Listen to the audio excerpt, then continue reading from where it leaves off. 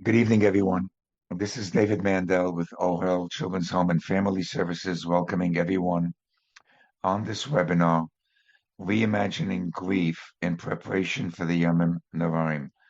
We're speaking this evening with many individuals who are experiencing or re-experiencing some type of a grief, bereavement, or trauma personally, or that you may know anyone in this situation. Our objective this evening is to have a conversation with our distinguished panelists and also invite you to ask your questions or make your comments on the chat function on your screen, which we will see. You can either ask it privately or publicly so that everyone can see it.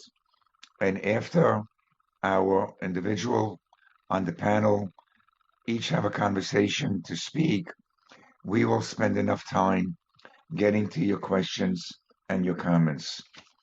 At the end of the evening, we also invite you to stay an additional moment and to complete a survey, which is very important for us in terms of being able to continue these type of conversations. We have a perspective that each one of these conversations, irrespective of how many people are listening, 50, 100, 200, 600, that we only are speaking to one of you. All of us are only speaking to one of you on this webinar. You are that one individual that is looking to hear a word, a piece of information, a conversation that could help you or a family member get through a very difficult circumstance. And we know that we will be able to help you this evening. So we are speaking only to you, not to all the rest of the people that are on this call. Let us begin with Rabbi Yosef Sonnenschein, who is Rav of Kahal B'nai Shalom of Waterbury, who is Menahel of Landers Beis Medrash LeTalmud. Rabbi Sonnenschein, it is our privilege to have you join us this evening to share with us your introductory remarks.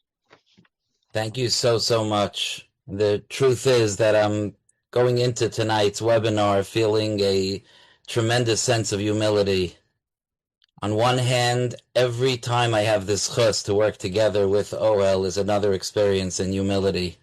I'm struck each time in the preparation and in the execution, watching these giants of chesed work tirelessly for the sole purpose of providing support to their brothers and sisters. And it's breathtaking, and it's not done in a haphazard way, but the presentation is always with compassion, with grace, with professionalism, with sophistication, and it's really a schus to be able to be joined by such a special group of people. The other part of my sense of humility tonight has to do with you, my grieving sisters and brothers. And let me explain what I mean.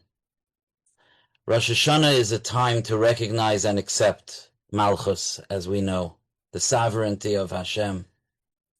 And on Rosh Hashanah, we know our job is not to do a detailed tshuva like we do on Yom Kippur with vidois and al chetz. Our job is to present ourselves in front of our King. Our job is to show up, to say, I am here. I'm ready to fulfill my responsibilities. I can only imagine what it must mean to HaKadosh Baruch Hu that a week before Rosh Hashanah, his children, not just his children, his hurting children, those who are grieving, those whose losses seem enormous and unimaginable, are coming together to find a path to be able to show up when Rosh Hashanah comes. In the place of shutting down, which can be so tempting when we're in pain, you are stepping up to present yourself to Hashem. The voice that I hear just from the reality of this event, from each one of you, is a voice that is saying, Hashem, I don't necessarily know how I will find the strength or even the willingness to daven on Rosh Hashanah. But I'm doing what I need to do today so I can stand in front of you on that day. To you, my dear brothers and sisters, I say you have already done it. Your being here today is a loud and bold statement. That despite everything, Hashem, I haven't forgotten you. I may be confused, unsure, struggling with anger, with apathy, but I'm here. Over the next hour or so, we're going to hear from others who have gone through losses of various kinds. And I just want to express from myself how grateful I am to each one of our speakers for their willingness to be vulnerable and to allow us to have a window into their experience. At the same time, it's crucial that we know that no two experiences are the same. Each loss is unique. Each person is unique. Each personality is unique. And there are so many layers that are difficult to talk about. You know, I feel sometimes that the world likes to look at every loss as like a fairy tale loss. The loss of someone who was perfect and with whom I had a perfect relationship. But behind the scenes, we know that there is no such thing as a fairy tale loss. Loss is filled with regrets, resentments, confusion, and so many other emotions that are difficult to express and to process. When my wife got up from Shiva for her father, a community member approached her and said, "I'm so jealous of you. You were able to sit Shiva missing your father. My father was abusive. My Shiva was so much more complicated." And this is just an example of how differently we can be experiencing things. So listen carefully to the speakers as they describe their experience, but know that your feelings and reactions are yours alone, and nobody can dictate or judge what you are feeling or experiencing. So, some people will go into Rosh Hashanah just waiting to pour out their hearts to Hashem. They'll cry with Hashem. They'll take refuge in Hashem. But not everyone is like that. One woman told me that although when her son was alive and struggling, she felt like Hashem was her support and her strength. But when her son passed away, she found it very difficult to daven at all. Some may be feeling angry at Hashem, where although we logically know that everything Hashem does is for the best, but our hearts may be struggling to accept that. Some may wish Yom Tov wouldn't be coming at all, just wishing it away, hoping to endure it, to survive it. So I just want to say as an introduction that there's no right and wrong way. Our feelings are our feelings. And this is a Das Torah as well. We must give ourselves the ability to feel what we feel. We can't force our feelings. While it's important to be accepted by others, but the most important thing is to be accepted by yourself. You have been through a loss, and you have to give yourself space. And yes, even if those feelings are feelings of anger at Hashem, what can I say? Hashem is very mature. He knows and understands that loss is complex and takes time. Give yourself time to heal. I promise you that Hashem is giving you that time. This is not the time for lifelong decisions or philosophical searching. It's a time to accept our feelings as what they are, the feelings of someone in pain, and to know that Hashem is a loving Father who will wait for you until you are ready. My advice as we head into Rosh Hashanah is not to plan our emotions and not to try to control them. Let's just go in b'tmimus, ready to experience the day in the best way that we can, and know that wherever we are, that's where Hashem will meet us. And this, by the way, is true for family members as well. Perhaps I have the strength to go to shul, to face the crowds, to know that they're thinking about what a nebuch I am, to cry to Hashem, but perhaps my children aren't ready for that, or perhaps my spouse isn't ready for that. And part of our experience is to accept that every family member has their own journey. and that there's no right way. I want to share with you an interesting perspective. This is something that I've had a hard time writing down because I think of it every Rosh Hashanah morning as I'm walking to shul, and I forget about it by Matzah Rosh Hashanah, but b'siyata d'shmaya, it popped into my head this week.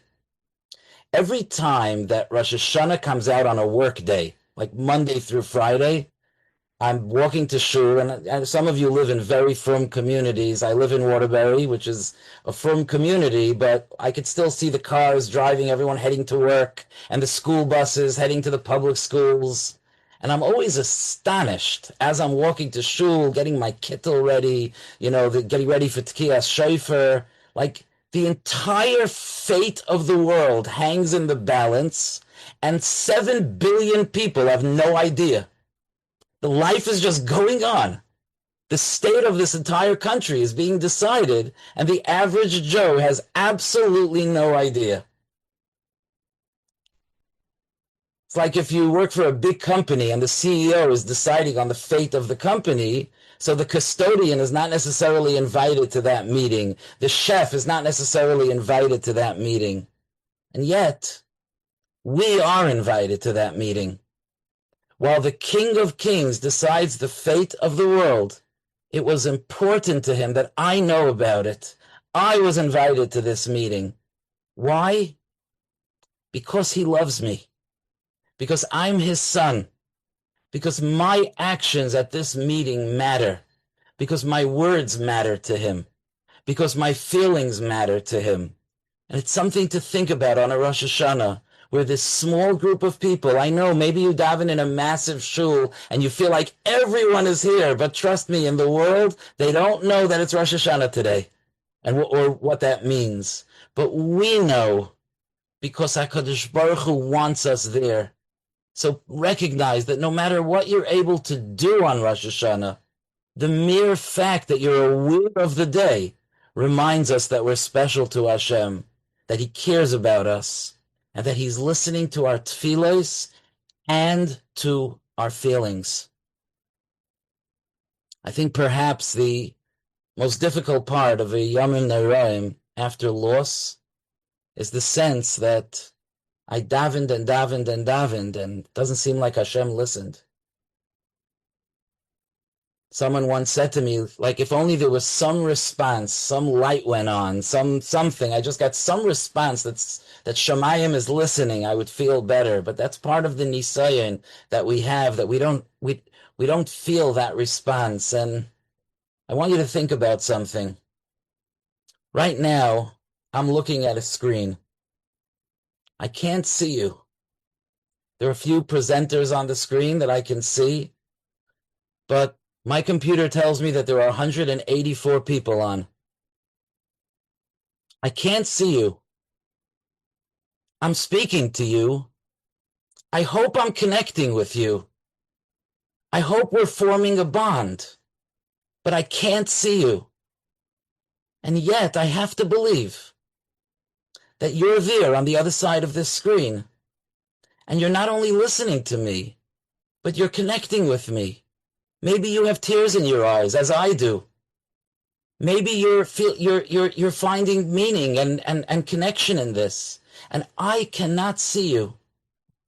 And I think it's such an important mashal, because when you daven on Rosh Hashanah, on Yomim Noraim, or any time, you may feel like you're looking at a Zoom screen where you can't see who's on the other side. But HaKadosh Baruch Hu is there, just like you're there listening to me. And HaKadosh Baruch Hu is feeling what you're feeling, just like you're feeling what I'm feeling. And perhaps this could be a little bit of a mashal, a little bit of a chizuk, to know that whatever HaKadosh Baruch Hu decides, which is sometimes unfathomable, but HaKadosh Baruch Hu is there and with us and feeling with us. I want to just end wishing every single one of you and wishing Klal Yisrael that we shouldn't need to have gatherings like this anymore, that the day should come, that the shilas that we have to get together, that David, you should have to make a webinar before Rosh Hashanah, because people have shilas how to express their joy to Hashem, and they don't know what to do with how fortunate they feel. and they don't know how to connect with HaKadosh Baruch Hu because they're just so overwhelmed from His goodness, and that we shouldn't have to catch our breaths and try to figure out how to cope with the difficulties, with the trauma, with the sometimes feeling of having a shattered life. And HaKadosh Baruch Hu should give every single one of you, and every one of you are such heroes, even just that you're here, such heroes. Hashem should give every single one of you the strength to be able to have the nechama that you deserve, and to be able to find bracha, and Hashem should transform your lives. Me'afela le'ora, and from avelos to simcha. Thank you so much.